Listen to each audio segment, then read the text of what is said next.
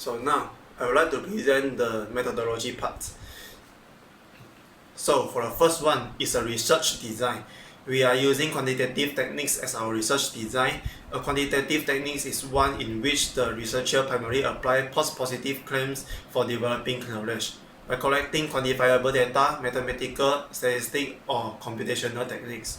The researcher often using sampling method or sending out an online survey questionnaire to collect the information for the people in a particular field. The quantitative techniques is a scientific method that often used by the management or organizations to make decisions or problem solving. Quantitative techniques involve three categories, which are the mathematical quantitative techniques, statistic quantitative techniques, and also the programming quantitative techniques. However, for our research, we are more focused on the statistic techniques and programming techniques because the statistic techniques including designing, collecting data, planning, analyzing, interpreting, and reporting the research, finding to carrying out the statistic inquiry relating to the certain phenomena, for example, the economic growth. Where the programming techniques are models, buildings technique used by decision maker in the modern time. They include linear programming, decision theory, simulations, and replacement theory. There are several reasons why we choose quantitative techniques as our research design, because adding quantitative method for forecasting expenses and revenue. It should be regular part of the business plan that allows a company or organization to grow efficiently and utilize all the available resources.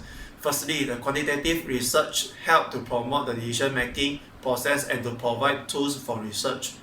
This is because the quantitative can be checked and tested. Anyone can replicate the test and results. Hence, it makes the result more reliable to the public and less argument for it. Furthermore, the prestige can be increased through a quantitative research because of using more complex data and also statistics to represent it is more valuable. This is because the result of the quantitative data and those findings are straightforward and minimize the error and subjectively. There are three sources of data that can affect the economic growth, which are the education, inflation, and the internet. Economic growth is defined as an increase in the productions of economic goods and services from one period of time to another period. The measurement of economic growth is usually in terms of gross national product (GNP) or gross domestic product (GDP). Aggregate production and income can increase when economic growth happens. When the country is growing, which means that the increase in the productivity and make more goods and service. However, the growth rate has to be measured in the value of goods and service rather than the quantity. In other words, we found that the education is the first independent variable that will affect the economic growth in Romania. In this research, the education and the economic growth has a positive relationship, which means that the people who have a higher education may link to the economic growth. This is because the higher education can directly increase the labor productivities associated with skill and knowledge and able to use the technology for progress and innovations. In other words, the education is one of the human capital that can be used for the combination with the financial to increase the economic growth. The inflation is the second independence variable that we find out to affect our dependence variable. In this research, the inflation and economic growth are significant negative related in the long run. When there is inflation occurs, economic growth may decline. This is because the price instability will affect the unsustainable inflation rate, hence influence the individual's consumption, investment, saving decision, and preference. In other words, the stability of the price is important for the economic and social stability. Hence, assuring sustainable development, thus the GDP will decline in response to the increase in the inflation. And the internet is the third independence variable that will affect the economic growth, which we found in the research. In this research, the internet and the economic growth have a positive relationship between each other. In other words, the higher the internet usage, the higher the economic growth. As influence, the influence of expansions of internet access leads to the economic development. In other words, the internet will accelerate productivity capacity. When the productivity increase will lead to the lower unemployment rates. The wages offered by the firms to the worker are related to labor productivity. Furthermore, the investment and saving in physical capital, new technology and human capital are the three main factors in the economy and the growth of labor productivity. Furthermore, we use OLS ordinary least square as our model specifications. This is because the ordinary least square OLS linear regressions is a statistic method of analysis that used to analyze and simulate the linear relationship between the independence variable and the dependence variable. Under assumptions of classical linear regression models, is considering the best linear unbiased property of an estimator, and it could be the best linear unbiased estimator blue. Therefore, the OLS method is useful to test economic equations which include the t-test and the f-test.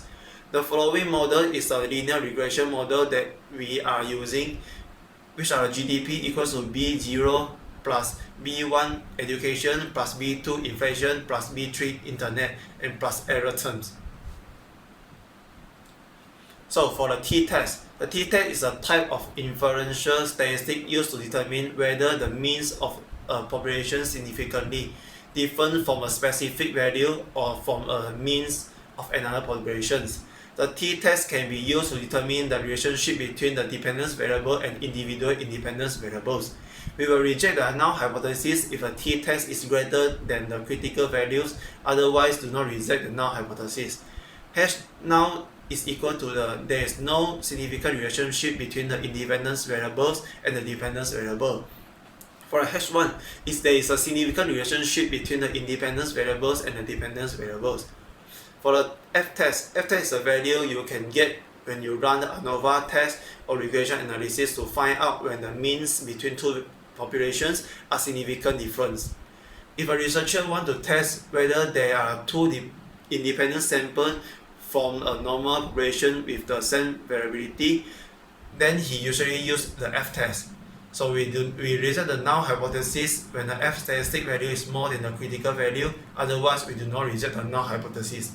So the H null is equals to the B1 equals to B2 equals to B3 equals to 0.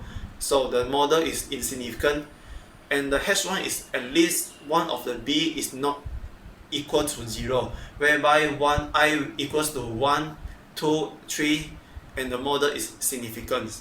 Besides that, the unit root test is one of the tests that we use in our research. And unit root test is to determine whether financial time series is stationary or non-stationary in their means. In our research, we apply augmented Dickey-Fuller ADF and also the Phillips parent test PP test to test the unit root test of the variables. The information that we use includes SBIC, AIC, HQ, and FPE, along with misspecification test. When there is a unit root test occur, it can lead to the spacious regression problem, which include to a high coefficients of determination and smaller Darwin-Watson statistic value.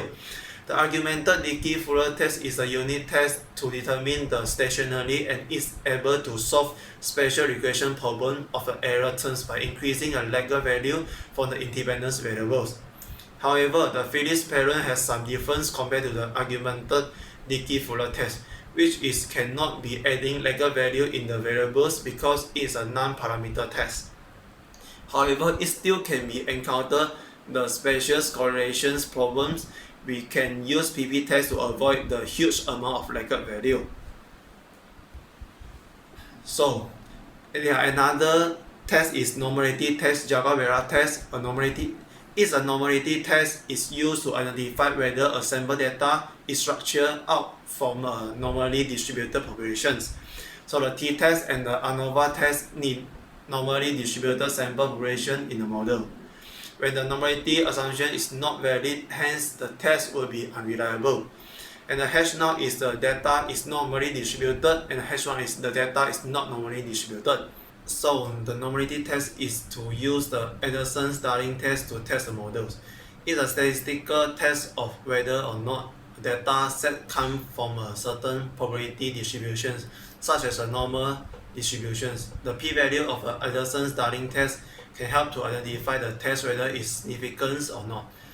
And the lower p-value will be considered as a normality distributions. So for the autocorrelations, the autocorrelations is correlations between the values of the same variables, where the based on the related object, and it is the same as calculating the correlation between the two different time series. The autocorrelations also called a serial correlations. There are two types of autocorrelations problems, which are positive autocorrelations and negative autocorrelations. H0 is there is no autocorrelation problems, and H1 is the autocorrelation problem occurs. The autocorrelation problem can be divided into the four scenarios in the models. The first will be the t statistic that are too large and lastly goes to false positive for significance regression coefficients. And the second is containing a relatively smaller standard error for the time series with positive serial correlations. The third is found that the aggregate goodness of fits in the models, and the last is a reason for the inefficiency of ordinary least square estimator and forecast based on it. Moreover, we can use the Darwin-Watson test when autocorrelation occurs. So for the multicollinearity is a problem when they have a two or more independent variables in the regression model that are moderately or highly correlated with each other. But multicollinearity will not affect the regression model if it is used to test the dependence variables with the set of the independence variables, and vice versa. And there are two types of multicollinearity, which are the database multicollinearities and structural multicollinearity. Moreover, remove one or more independence variable that is highly correlated out can solve the multicollinearity problem in the models. On the other hand, if the variance inflation factor VIF exceeds 5, there is a multicollinearity problems. We can use the multicollinearity test to examine the correlations among the independence variables. So the heteroscedasticity is used in the context of linear regressions or time series analysis. H0 is there's no heteroscedasticity problems, and H1 is there's a heteroscedasticity problems. Heteroscedasticity divided into two forms, which are conditional and unconditional. For the conditional heteroscedasticity, it means that determines non-constant volatility when the future period of low and high volatility cannot be identified. While the unconditional heteroscedasticity is able to identify the future periods of high and low volatility. So the unconditional is predictable and conditional is unpredictable.